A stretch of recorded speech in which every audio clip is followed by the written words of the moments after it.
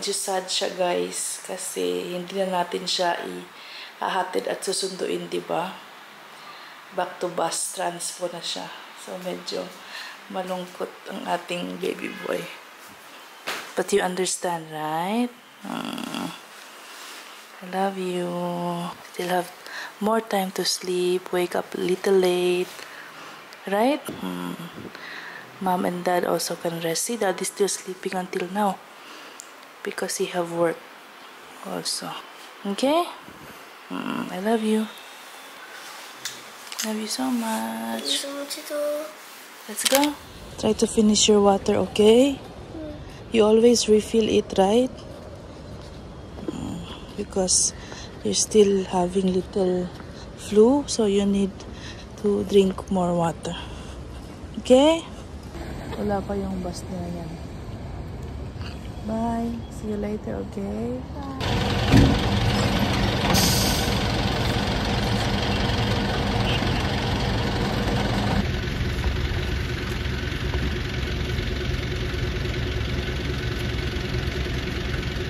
Ayan guys, nakapag-freshen up na ako, nakaligo na. It's already almost 2 o'clock. Kanina pa yung last na vlog ko guys. Nung hinatid ko si Ryan. Mga alas 7 yun. Alam nyo naman na may trabaho na tayo sa gabi. So, mga alas 2:30 na ata ako natulog. And kailangan kong gumising ng mga aga para i-prepare din si Ryan pagluluto at saka pag-send sa kanya sa school, di ba? So, mga alas 6 ata ako nagising kanina. So, mga ilang oras sa tulog lang yun. Then, pagkatapos ko siyang ihatid, nag-edit naman ako ng video para sa YouTube. Di ba? Kasi pag-drive early. Ganun talaga. Kailangan kumita ng pera. So, nag-edit ako ng video. Pagkatapos na i-publish ko yung video, ayan, natulog na ako. So, mga 10 o'clock ata ako nakatulog. Then, nagising ako ng mga, ngayon lang. 1:30. Nagluto na ako kanina, di ba, ng pagkain nila yan. Ngayon, pagkain naman namin ni Daddy Ram yung lulutuin natin. Ngayon ko pa lang siya lulutuin kasi medyo ingay ng aming ref. Medyo, late na nag-breakfast si Daddy Ram. So, okay lang na medyo late din yung lunch. So, ito yung uulamin namin today. Drumstick lang, guys, with tomato. And sabi ni Daddy Ram, gusto daw niya akong tulungan. Siya daw yung magkakat, o, di ba? Bait ng ating Daddy Ram. This is called multitasking. Ryan was okay today. A little upset, but yeah. He missed his best friends also. So once he saw them, he's okay. He's happy. Yeah. Feeling so good. Well rested, enough sleep. Who? You? Me. Not thinking of, oh, it's already 2 o'clock. I need to go to Ryan's school to pick him up. Right? That time is like struggling like anything. Scheduling all the tasks. Yeah, one task finished, then immediately other one. Yeah. Now we'll just chill and wait for him to come. This kind of situation, you will realize the importance of having bus transpo. Yeah, you don't know until you experience. Yeah, really. How many eggs? Each two. You'll eat 2 only? Yeah. Are you sure? Ayan. Luto tayo ng second ulam of the day. Mamaya, third ulam naman, dinner.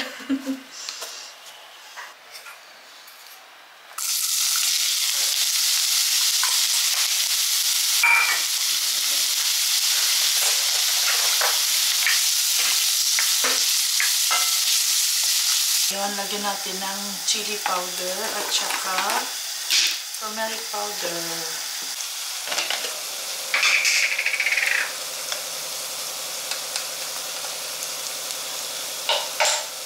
Kakatuwa si Daddy Ram, guys. Tingnan niyo, wala na naman tayong mga hugasin.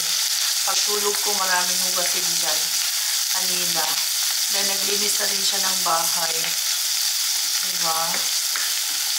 At least kapag gising mo, malinis ang kusina. Nagluluto ka na lang.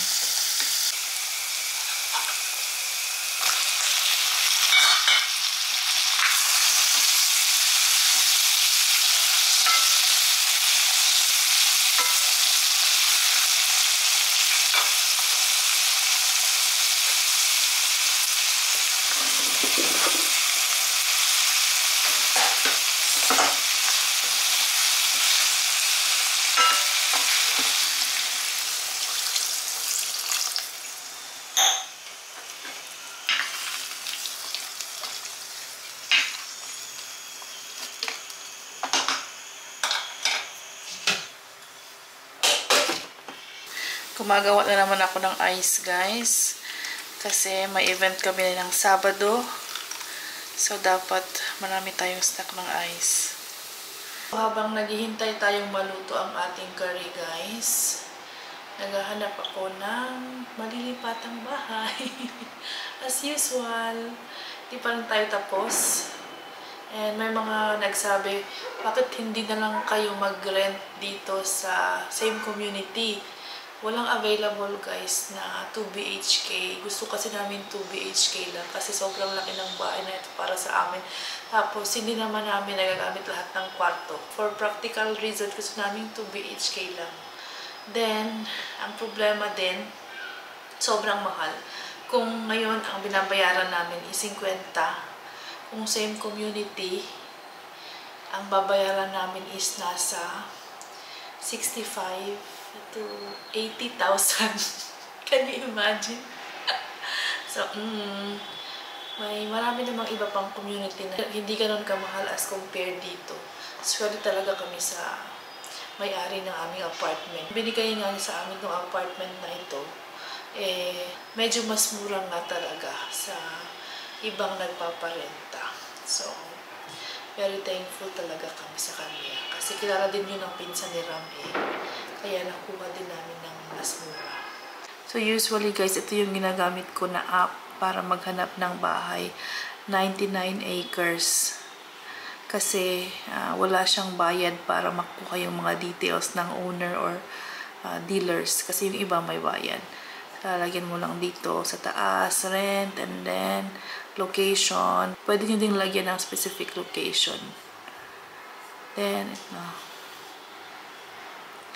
kita mo na yung mga presyo ng 2 BHK o 35,000, 40,000. Ito, Prestige Highfields. Medyo maganda-gandang community.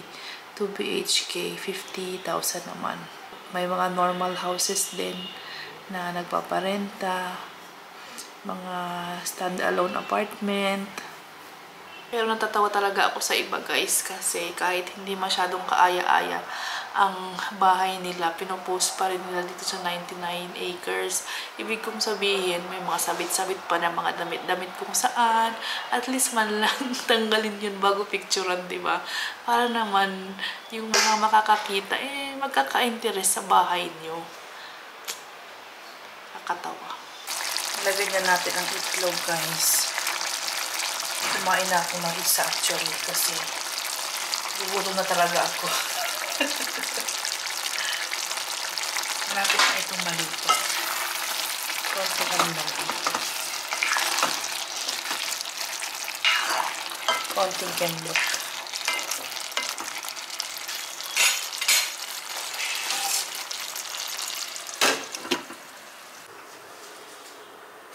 What did you say? Yeah. If it's cooked already, enough salt. Salt.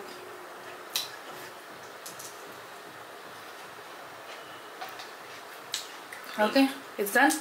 It's cooked. Meron pala akong fresh lumpia, guys. Diba binigay ng aking friendship na si Cherry kagabi. And yung siomai, yung ensaymada, ubos agad. Konti lang nakain kong siomai dahil inubos ni Ryan. Yung ensaymada, tinipid-tipid ko. Nilagay ko dito sa lamesa. Para pakagat-kagat lang ako. Pagdating ko, guys, sa lamesa, wala na. Inubos na nila nila. Pero at least nagugustuhan nila ang luto ni Cherry. ng mga Filipino food. Napili yan si Ram.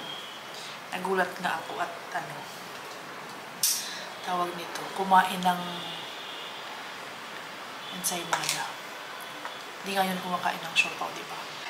Hello, my love. What's with that face? Who wants to be here? You want to be with us? It's okay. I'm not used to it. Huh? I already got used to it. You're already used to it. It's okay, Nana. And now my friends are thinking I'm coming. And then now that I'm not coming, they'll think I'm being absent. My OT friends. Oh, your OT friends? Yes. They'll think I'll be absent. It's okay. Once you saw them somewhere, then you tell them, oh, I'm back to bus transport. So, He's you sad enjoy your again. friends? Your friends happy? Bus friends are happy. Now he's saying OT friends are sad. Maybe they are thinking he's absent Oh, because he's not going there. He enjoys spending time with them in the OT room. And he's saying, Mommy, please come a little late so I can spend more time with them. That time he said. Because his second class friends are there. They're OT also. okay. So they met after a long time. You have a lot of friends. No problem. Okay. OT or bus transpo, you have friends. Okay? Buti na lang at nagustuhan ni Ryan yung ukma. Kasi naubos talaga, oh guys. Hindi ba ako nagpatong-patong niya lahat ng ano. Ang pinalunch ko kasi sa kanya ay ukma. Eh after so long, nagbaon ulit siya ng ukma. Dati, paborito niya. Then nagsawa na siya. So sabi niya sa akin, huwag mo na akong bigyan ng ukma. Ngayon, hindi na lang, kinain niya. Gustuhan niya na ulit. Done? You wash your hands? Yummy, yummy, yummy, yummy. I want to use my hand. Can I use my hand? Give me the spoon. Careful. Did you like the ukma? Oh, mommy kept me maybe a two. And I opened it. Like, I was in breakfast period and I was there. Said, literally without sugar. I took some of my hand and ate it because like ukma, I love ukma. I was like so happy. So, even though actually see when you keep sandwich, keep more sandwich because even though I eat, I still feel so like I still feel so hungry. It's not enough, one sandwich? You want me to put more? Not enough. Because just a short interval between breakfast and lunch. So maybe No. if you eat too much breakfast, then you will not eat your lunch. So I should not. Just eat enough breakfast so you will have space for lunch, okay? Then once you reach it's home, just like 1 hour gap. yeah.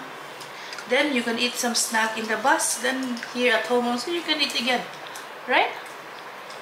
Should be balanced. Or else, like last time, you did not eat your lunch because you said you're full already with your breakfast.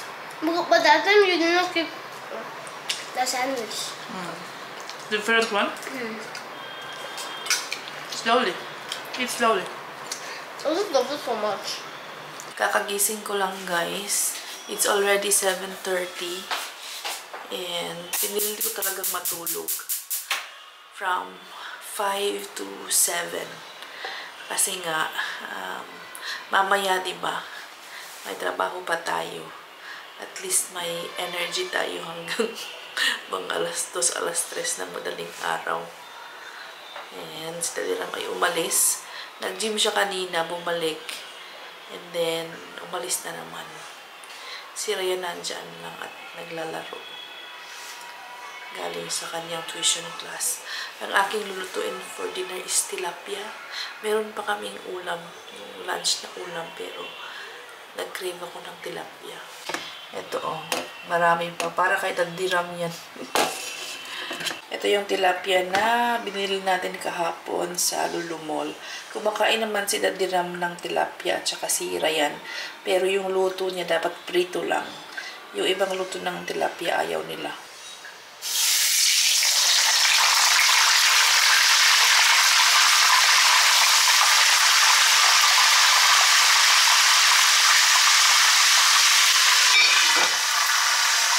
May batang hindi makahintay guys sa tilapia. Cook it fast, mommy. Cook it fast daw. Wait for a while. Okay? Ang amoy ng tilapia nasa buong bahay na. Nag-light na ako ng candle, tapos inol ko yung exhaust fan. Ganun pa rin. Buti na lang okay lang kay Daddy Ram yung amoy ng tilapia.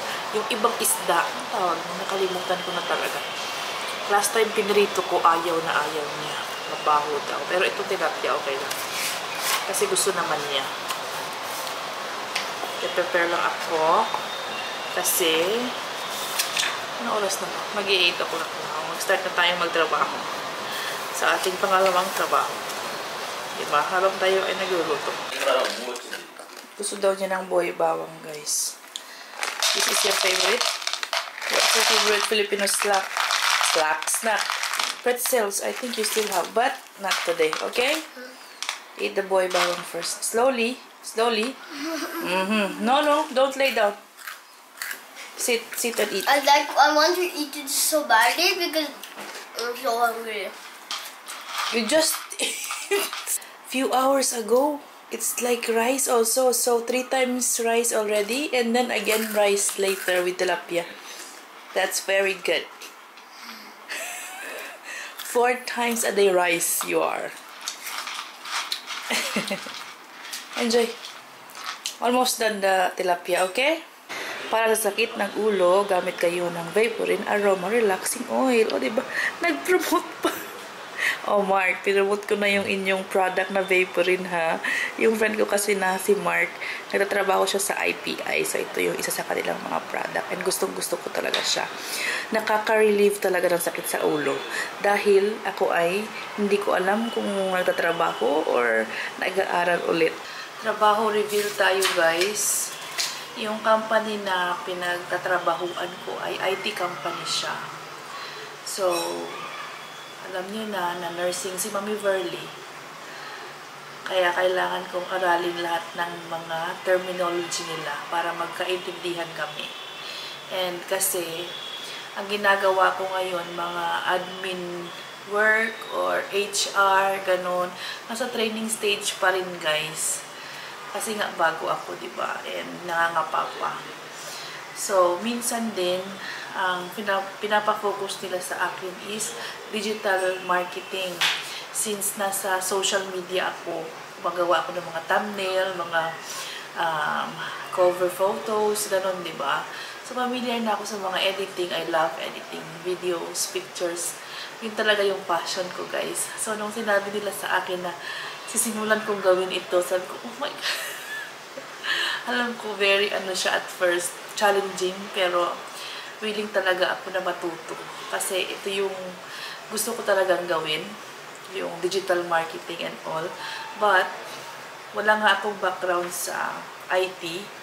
Kailangan kong aralin yung mga bagay-bagay para kung ano man yung i-post ko sa LinkedIn or other social media, at least alam ko yung meaning at makaka-relate ako sa kanila. Yung company is cybersecurity at saka AI. Challenge! Pakita ko sa inyo kung ano yung aming company and i-follow nyo kami sa LinkedIn. Ito yung aming company, guys. Ang pangalan is Magsoft. And ito naman yung aming LinkedIn. Ayan. Magsoft Inc. So, bagong company pa lang siya. Wala pa kami masyadong followers. Ito yung ginawa kong digital promotion. Nung isang araw ata. Ako ang gumawa niyan. Ito. Tsaka ito. Then, ito. Diba? Ako na talaga. bagong career ni Mami Burley. Pero nakakatuwa kasi talagang excited ako na matuto. Actually, kumpanya ito ng pinsan ni Ram, guys. Nasabi ko sa inyo, di ba? Maraming pinsan at saka pamangkin si Ram na nasa IT field and sa US sila nagtatrabaho at naninirahan. So, gusto nila ng tao dito sa India. And sabi nila, pwede ba si Burley? Kasi nga, gusto nila na may alam din sa digital marketing. So, kinausap ako ni Ram. Sabi ko, why not, di ba? Try natin. Wala namang masama. Try natin i-manage yung oras natin para sa pamilya, tapos sa dalawang trabaho. Eh kung hindi kaya, okay lang din, di ba? At least na-try natin.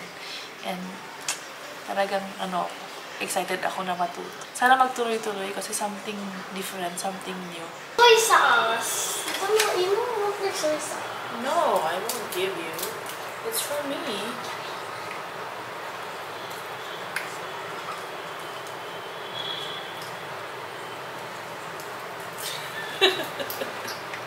Talagang feel na feel mo ha. Hey guys, also. How is it?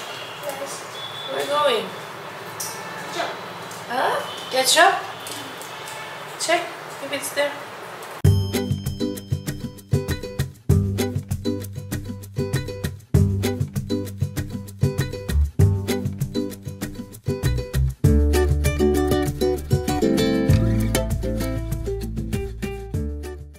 Milk time.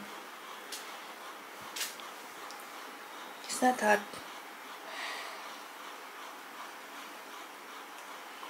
Okay? It's not. I tasted it before I gave you. So I'm not giving. Okay. Say bye to guys first. Bye guys. Like, share, subscribe. Like, share, ring the bell icon. Bye. See you bukas. Peace.